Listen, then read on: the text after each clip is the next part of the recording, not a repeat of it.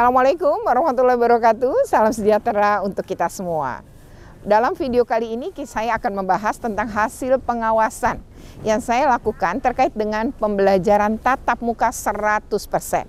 Jadi berdasarkan keputusan dari pemerintah melalui SKB 4 Menteri, maka mulai Januari tahun 2022 seluruh sekolah di Indonesia didorong untuk melakukan pembelajaran tatap muka. Bahkan SKB ini menyebutkan tidak ada lagi PJJ. Nah, seperti apa pelaksanaan pembelajaran tatap muka yang saya lakukan? Nah, kita akan bahas dalam video berikut ini. Namun sebelumnya jangan lupa untuk di like, share, komen, and subscribe ya. Bagi yang belum subscribe, segera bunyikan loncengnya untuk bisa mengupdate video-video bertema anak dan pendidikan. Oke, kita akan bahas pembelajaran tatap muka 100%.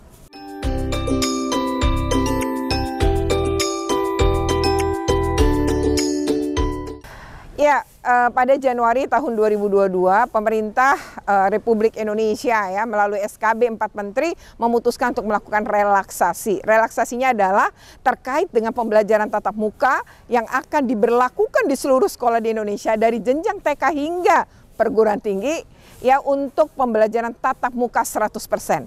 100% artinya apa? Seluruh peserta didik masuk.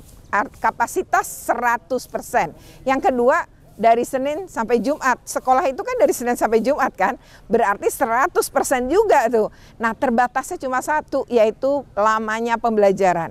Lamanya pembelajaran hanya sekitar 6 jam. Dari pembelajaran tatap muka di mana untuk SD 35 menit, 1 jam, berarti 35 kali 6. Untuk SMP 40 menit, berarti 40 kali 6 atau 240 menit. Dan untuk SMA 45 menit per jam. Berarti 45 menit kali 6 untuk SMA atau SMK sederajat. Nah, itu yang akan diberlakukan. Nah, seperti apa kemudian pelaksanaannya? Ya, tentu saja ini membuat ketar-ketir ya. Para orang tua mengingat libur Natal dan Tahun baru saja berakhir. Setidaknya kan harus ditunggu 14 hari ya. Yang kedua adalah ada sekolah-sekolah yang tidak pernah uji coba pembelajaran tatap muka. Tahu-tahu harus 100%. Nah, ini yang kemudian menimbulkan ya kekhawatiran, apalagi kasus Omikron di Indonesia sedang meningkat. Nah, hasil pengawasannya seperti apa nih? Memang saya baru masuk ke beberapa sekolah ya, dan juga ke beberapa sekolah di DKI Jakarta, tapi saya sempat juga melihat vaksinasi anak di Bekasi dan Bogor. Nah, seperti apa kemudian hasil pengawasannya dari pembelajaran tatap muka dengan ketentuan-ketentuan yang disebutkan oleh pemerintah, dan pemerintah menyebutkan ya lewat Dirjen Dirjen PAUD ya Dikdasmen menyatakan bahwa pembelajaran tatap muka ini ketentuannya tidak boleh ditambah gitu oleh pemerintah daerah. Tapi seperti apa sebenarnya pemerintah daerah? Apakah nambah atau bagaimana sikap pemerintah daerah? Nah, kita akan bahas dalam hasil pengawasan berikut ini.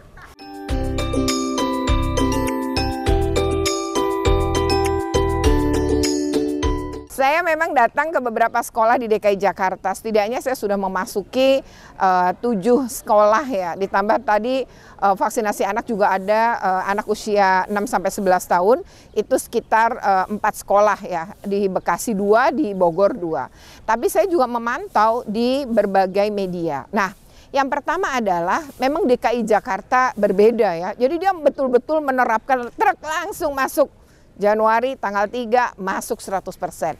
Nah, padahal DKI Jakarta pada posisi naik level sehari kemudian tanggal 4. Dari PPKM level 1 naik menjadi level 2. Kasus Omikron pun naik ya, tapi pembelajaran 100%. Hasil pengawasan menunjukkan pakai masker oke ya, anak-anak pakai masker, cuci tangan juga, dan sarana dan prasarana pun sangat lengkap untuk DKI Jakarta. Tapi begitu bicara jaga jarak sulit.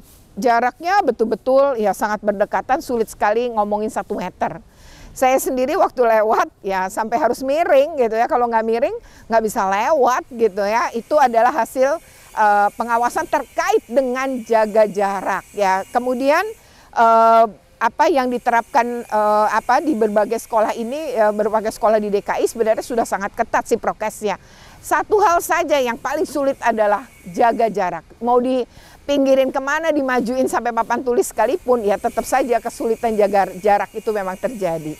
Nah, yang berikutnya kalau memantau beberapa wilayah, misalnya Jawa Barat, dia mencoba mengundurkan waktu, mengingat apa? Kasus Omikron tadi. Yang kedua adalah terkait dengan 14 hari setelah libur Natal dan Tahun Baru. Jadi menunggu itu. Nah, bagaimana dengan Kota Solo? Nah, Kota Solo ini bahkan belum memasukkan SD dan PAUD loh. Jadi SD dan PAUD itu belum sama sekali. Kalau tadi DKI benar-benar masuk dari PAUD sampai SMK, SMA, maka Solo tidak, karena punya kekhawatiran. Ya, ini mempelajari dulu kasusnya. Mungkin masuk 100%-nya baru bulan depannya gitu ya, Februarinya. Itu pun akan mempertimbangkan terkait dengan kasus ya. Jadi selain penyiapan, Kota Solo juga mempertimbangkan itu tadi. Jadi yang baru masuk SMP, SMP pun yang baru masuk kelas 9. Pemkot Solo nampaknya sangat hati-hati ya, karena mereka yakin bahwa anak-anak itu adalah kelompok yang rentan. Sama rentannya dengan lansia. Jadi memang sangat hati-hati ya. Jadi berbeda-beda nih setiap daerah. Tapi dari hasil pengawasan kami memang jaga jarak menjadi sulit. Begitupun di Jawa Tengah, Gubernur Ganjar Pranowo mengatakan, ini bagaimana kalau 2 shift ya? Karena tidak mungkin sama sekali jaga jarak untuk 1 meter, itu kesulitan di berbagai sekolah, baik negeri maupun swasta. Sehingga terpikir untuk membuat 2 shift ya, agar jaga jarak tetap bisa dilakukan. Nah, ini ya hasil pengawasan dari berbagai daerah beda-beda ya, masing-masing beda-beda.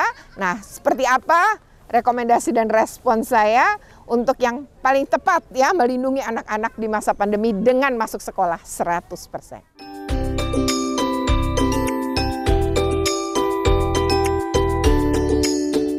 Rekomendasi saya sebenarnya ya pertama adalah yang harus diperhatikan oleh bahwa saya secara pribadi mendukung pembelajaran tatap muka, bahwa tatap muka itu wajib, harus dilakukan. Mengingat banyak anak-anak yang memang tertinggal lah ya. Mungkin lost learning yang disampaikan Menteri ada benarnya ya, tetapi bahwa apakah pembelajaran tatap muka itu kemudian signifikan akan mendorong ya atau mendongkrak tadi kualitas, ya mungkin belum bisa kita katakan, tapi ada upaya tatap muka ini setidaknya guru dan murid ada interaksi. Nah, terkait ini sekali lagi saya mendukung tadi, tetapi tadi kan harus mempertimbangkan banyak hal. Pertama, sebaiknya harus dipertimbangkan karena ini habis libur Natal dan Tahun Baru. Setidaknya kalau tanggal 1 Januari ya baru membukanya, setidaknya tanggal 15 Januari.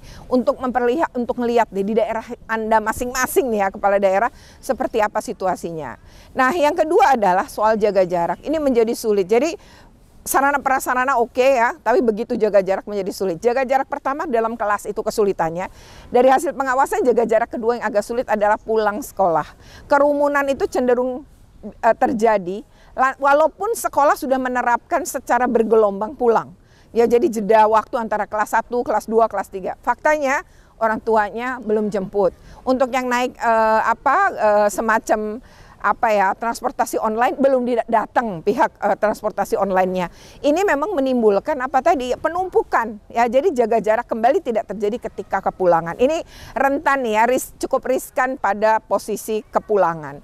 Nah, jadi perlu 2 pertimbangan tadi. Apakah seperti Gubernur Ganjar mengatakan 2 shift, mungkin agak merepotkan guru ya. Yang kedua, apakah kemudian tadi pas kepulangan ini dibikin seperti apa nih ya, agar jaga jarak tetap bisa terjadi. Nah, ini memang PR tersendiri ya.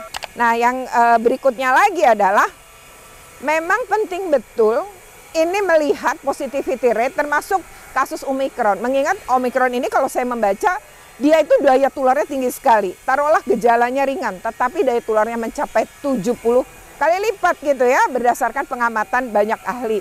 Oleh karena ini hati-hati. Jadi kalaupun ringan, tapi yang masuk rumah sakit jumlahnya begitu banyak akibat penularan yang masif, maka yang terjadi apa? Kewalahan juga, sarana prasarana atau layanan kesehatan juga akan bermasalah. Orang mungkin meninggal bukan karena COVID-nya, tapi karena tidak mampu ditangani oleh pihak rumah sakit, apalagi ini anak-anak. Anak-anak ini masih rentan sekali gitu. Satu lagi ya, soal vaksin. Ternyata vaksinasi anak kan memang baru dimulai nih untuk 6 sampai 11 tahun. Mungkin kalau 12 sampai 17 sudah pada pencapaian yang tinggi. Capaiannya mungkin di Indonesia gitu ya sudah mencapai di atas 50% gitu. Tapi kan belum 70% juga. Jadi harus dipertimbangkan minimal 70%. Yang kedua adalah anak itu divaksin lengkap dulu dosisnya, 2 dosis. Jadi untuk anak usia 6 sampai 11 tahun yang belum lengkap dosisnya sebaiknya dipertimbangkan kembali untuk mereka bersekolah. Sabarlah menunggu hingga 2 dosis. Ya, karena kan jaraknya hanya sekitar 28 hari dari pemberian pertama ke dosis kedua. Jadi penting sekali dalam hal ini adalah bagaimana anak-anak dipastikan mendapatkan vaksinasi dulu 2 dosis. Ya, mungkin itu mari kita pikirkan ya, keselamatan anak di atas segalanya, kepentingan terbaik bagi anak adalah di atas segalanya. Dan hak anak di masa pandemi adalah hak sehat, hak hidup nomor 1, hak sehat nomor 2, hak pendidikan nomor 3. Jadi kita harus memastikan anak-anak ini tetap hidup dalam keadaan sehat. Jadi tadi sekali lagi vaksinasi anak harus dipenuhi minimal 70% dan anak-anak harus divaksinasi lengkap 2 dosis ya. Jadi untuk anak SD dan TK sebaiknya menunggu mereka divaksin 2 dosis lengkap. Oke, demikian kita semua tentu punya perhatian terhadap kualitas pendidikan kita, tapi kita juga harus punya perhatian di atas segalanya adalah hak anak untuk tetap hidup dan hidup dalam keadaan sehat. Oke, demikian video ini.